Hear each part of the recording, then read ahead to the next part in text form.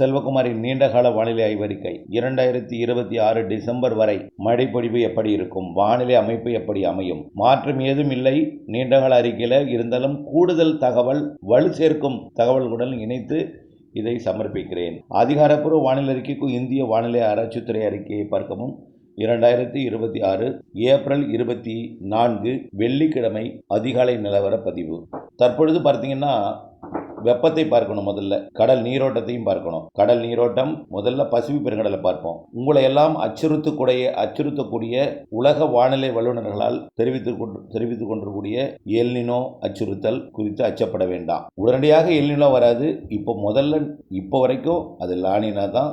பிறகு நெகட்டிவ் நடுநிலையாக மாறும். பிறகு நடுநிலையிலிருந்து அது எல்னினோவா மாறுவதற்கு தாமதம் ஏற்படும். ஆனாலும் அது எல்னினோவாக அடுத்த ஆண்டு 2027 மாறினாலும், நடுநிலை பல நாட்கள் வகித்து பிறகு எல்னினோவாக மாறினாலும், வங்கக்கடல், அரபிக்கடல், நிலநடுக்கோட்டு இந்திய பெருங்கடல், தெற்கு இந்திய பெருங்கடல் வெப்ப உயர்வு காரணமாக அது பசிபிக் பெருங்கடலில் ஏற்படக்கூடிய மாற்றத்தால் எந்தவித மழை பாதிப்பையும் இந்தியாவிற்கோ, தமிழ்நாட்டிற்கோ, கேரளாவிற்கோ, தென்மேற்கு பருவமழை பொழியக்கூடிய இடத்திற்கோ பெரிய அளவில் எந்தவித பாதிப்பையும் கொடுக்காது.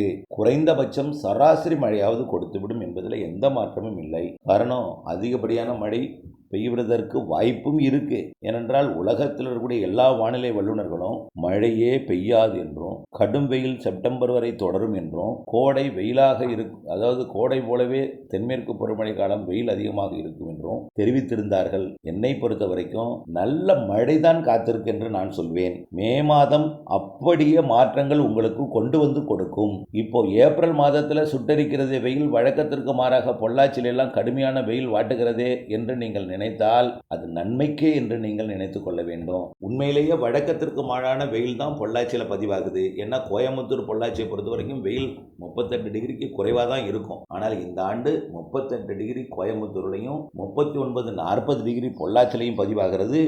வழக்கத்திற்கு மாறான ஒன்று தான். ஆனால் இந்த வெப்பம் வேற இடத்துல பதிவாகும். கரூர் பரமத்தில் பதிவாகும், ஈரோட்டில் பதிவாகும். ஆனால் இது பொள்ளாச்சியும் உடுமலைப்பேட்டையும் இணைத்து கொண்டு பதிவாவது என்பது வழக்கத்திற்கு மாறான ஒன்று தான். இருந்தாலும் இந்த நிலை இந்த மாத இறுதி வரைக்கும் தான் இந்த அதிக வெப்பம் என்பது. அதுவும் படிப்படியாக பொள்ளாச்சியெல்லாம் இன்னும் 2 நாளில் குறைய தொடங்கிடும். கோயம்புத்தூரும் குறைய தொடங்கும். பிறகு ஈரோடு மற்றும் கரூர் தொடர்ந்து இருந்து கொண்டிருந்தாலும் அதற்கு பிறகு வேலூர் முன்னேறிவிடும், முதலிடத்தை பிடிச்சிடும், மேலூரும் திருத்தணியும். ஆகவே மே மாத அக்னி நட்சத்திரத்தில் மழை கொடுக்கக்கூடிய வானிலை அமையப் போகிறது. நிலநடுக்கோட்டு இந்திய பெருங்கடலில் வலுவான வெப்ப நீரோட்டம் காரணமாக வெப்பநிலையை நிலநடுக்கோட்டுக்கு தெற்கு பகுதியிலிருந்து கடத்துகிறது. இது ஏற்கனவே குறைந்திருந்த வங்கக்கடல் வெப்பத்தையும் அரபிக்கடல் வெப்பத்தையும் ஏற்கனவே உயர்த்திவிட்டது, மேலும் உயர்த்தி கொண்டிருக்கிறது. ஆகவே இன்றைக்கு உலக அளவிலே கடல் வெப்பத்தை பார்த்தால் பசிபிக் பெருங்கடலில் இருக்கக்கூடிய வெப்பத்தை காட்டிலும் இந்திய பெருங்கடல் வெப்பம் அதிகமாக இருக்கிறது. ஆகவே பசிபிக் பெருங்கடலில் நிகழ்வு உருவாகி வங்கக்கடலுக்கோ அல்லது நிலநடுக்கோட்டு இந்திய பெருங்கடலுக்கோ வர வேண்டும் என்ற தேவையில்லை. ஏனென்றால் இந்திய பெருங்கடல், நிலநடுக்கோட்டு இந்திய பெருங்கடல் பகுதி உட்பட தெற்கு இந்திய பெருங்கடல், வடக்கு இந்திய பெருங்கடல் என்று அழைக்கக்கூடிய வங்கக்கடல், அரபிக்கடல் வெப்பம் உயர்ந்திருக்கிற காரணத்தினாலே எம்ஜிஓ அடிக்கடி இந்திய பெருங்கடலுக்கு வரும். இதனால மழை பாதிப்பு என்பது பெரிதாக இருக்காது. மழை பாதிப்பு இருக்காது. நான் இப்போ எல்லோரும் சொல்றதுனால பெரிதாக இருக்கவே இருக்காது என்று சொல்கிறேன்.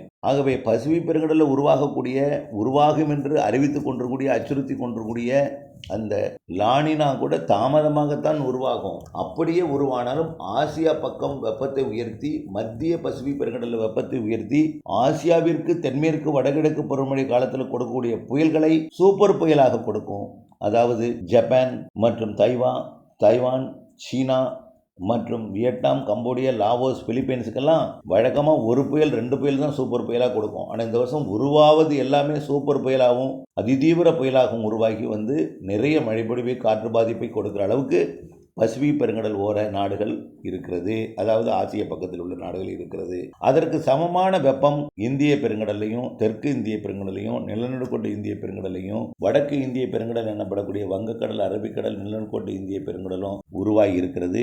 அதே போல நீரோட்டமும் தொடர்ந்து வெப்பத்தை டிசம்பர் வரையும் உயர்த்துவதற்கு சாதகமாக தெரியுது. இப்போ இருக்கக்கூடிய வெப்பத்தை பார்த்தீங்கன்னா இலங்கை மற்றும் தமிழ்நாட்டின் கரையோரத்தை ஒட்டி 30-31 டிகிரிக்கு இலங்கையை ஒட்டி, நிலநடுக்கோட்டு இந்திய பெருங்கடலில் பெரும்பாலும் 30 இருக்குது, ஆங்காங்கே 31 இருக்குது. கேரளா கடலோரம் 30-31 இருக்குது. கர்நாடகாவெலாம் 29-30 இருக்குது. மகாராஷ்டிராவெலாம் 29 இருக்குது, ஆங்காங்கே 30 இருக்குது. குஜராத்தெல்லாம் 28 இருக்குது.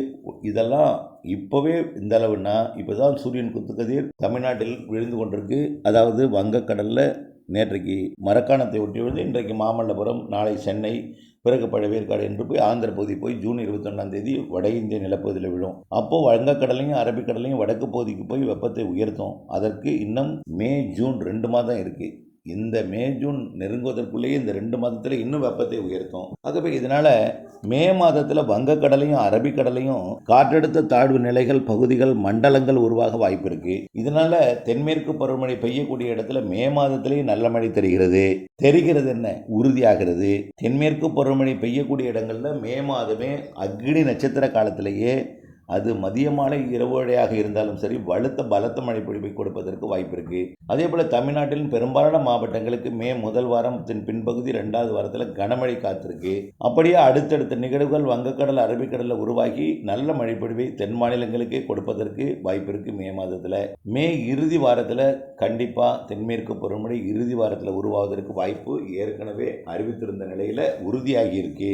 மே இறுதி வாரத்தின் இறுதி நாட்களில் கண்டிப்பாக தென்மேற்கு பருவமழை தொடங்கிறோம். ஒரு நிகழ்வால் தொடங்கும். கேரளாவில் நல்ல மழைப்பொழிவை கொடுக்கும். செப்டம்பர் வரைக்கும் நல்ல மழை, நாடெங்கும் பருவமழை, வலுவான மழைப்பொழிவு தான் தெரியுது. இந்திய வானிலை ஆய்வு நிறுவனமும் அதன் ஆதரவு பெற்ற ஸ்கைமெட் போன்ற நிறுவனங்கள்லாம் குறைவான மழைப்பொழிவுக்கு தான் வாய்ப்புன்னு சொல்லியிருக்கிறாங்க. அதிக மழைப்பொழிவுக்கு வாய்ப்பு 0ன்னு சொல்லியிருக்கிறாங்க. அதிக மழை பொழிவதற்கான வாய்ப்பு 0ன்னு சொல்லியிருக்கிறாங்க. ஆனால் நாமை பொறுத்த வரைக்கும் சராசரி கூடுதல் மழைப்பொழிவு தான் இருக்குது. குறைவான மழைப்பொழிவுக்கு வாய்ப்பு இல்லை. வலுவான நிகழ்வுகளும் வலுவான மழைப்பொழிவும் திடீரென்று சேர்த்து பெய்யக்கூடிய மழையாக இருக்கும். சீராக இருக்காது. திடீரென்று கொட்டி வெள்ளப்பெருக்கு ஏற்படுத்தும். வட மாநிலங்கள் எல்லாம் கேரளாவிலையும் திடீரென்று அணைகளை நிரப்பும். உபரி நீர் அணைகளில் திறப்பதற்கும் வாய்ப்பு இருக்குது. ஜூன் மெல்ல ஏறும் மழைப்பொழிவு. கோடை மழையே உங்களுக்கு அணைகளுக்கு நீர்மட்டத்தை உயர்த்தும். மே மாத மழையே அணைகள் நீர்மட்டத்தை உயர்த்தும். மேற்கு தொடர்ச்சி மலை மலையில் இருக்கக்கூடிய அணைகள் நீர்மட்டத்தை ஜூன் நல்லாவே உயர்த்தும். ஜூலை ஆகஸ்டில் அணைகள்லாம் நிரம்பி ஓடிக்கொண்டிருக்கும். கவலைப்படாதீங்க. ஆகவே இவையெல்லாம் ஒரு வாய்ப்பாக நீங்கள் எடுத்துக்கொள்ளுங்கள். அறிக்கையெல்லாம் தொடர்ந்து நீங்கள் அனைத்து அறிக்கையும் கேட்டு வாருங்கள். உண்மை புரிந்த பிறகு நீங்கள் நம்பினால் போதும். அது வரைக்கும் வானிலை அப்டேட்ஸோட இணைந்திருந்து அறிந்திருந்து, அதே போல் தென்மேற்கு பருவமழையும் நல்லா இருக்குது. வடகிழக்கு பருவமழை 100% உறுதியாக மிக சரியாக இருக்குது. மிகச்சிறப்பாக இருக்கும். ஏனென்றால் வங்கக்கடலில் வெப்பம் இப்போவே 30-31 டிகிரி தமிழ்நாட்டை விட்டுனா இதில் தென்மேற்கு பருவமழை காலத்தில் ஏதாவது காற்று சுழற்சிகள் வரலாம். இதனால் கடல் வெப்பத்தை உறிஞ்சி ஊதுவதற்கு வாய்ப்பு இல்லை. ஏதாவது நீரோட்டம் கடத்தினாலும் பெரும்பாலும் வட இந்தியாவிற்கு கடத்தினாலும் மீண்டும் தென்னிந்தியாவிற்கு கடத்தும். இதனால் வெப்பநிலை சாதகமாக பாதுகாப்பு பெட்டகமாக மேலும் உயர்வதற்கு தான் வாய்ப்பு இருக்குது. அதனால் வடகிழக்கு பருவமழை நிறைய மழை பொழிவை தரும். கண்டிப்பாக தரும். இந்த வருஷம் எல்லா மாவட்டங்களுக்குமே தரும். ஆகவே இது ஏற்கனவே பெயிலே போன வருஷம் அப்படின்னு சொல்லலாம். ஆனால் நாம் எதிர்பார்த்த ஒன்று தான். இலங்கையில் வரலாறு காணாத வெள்ளப்பெருக்கு, நிலச்சரிவு, இலங்கையில் பாதி கூகுள் மேப்பே மாறி போயிடுச்சு. ஆனால் அதுவே தமிழ்நாட்டுக்கு வர வேண்டியது தான். நூலழியில் தப்பித்தோம் எனலாம். ஆகவே அப்படிப்பட்ட மழைப்பொழிவு கொடுக்க வேண்டியது திடீரென்று செயலிழந்தது, கரையோரம் நின்றது. இவையெல்லாம் உங்களுக்கெல்லாம் தெரியும். ஆகவே இலங்கையில் ஏற்பட்ட பெரும் பாதிப்பு வரலாறு காணாத பாதிப்பு.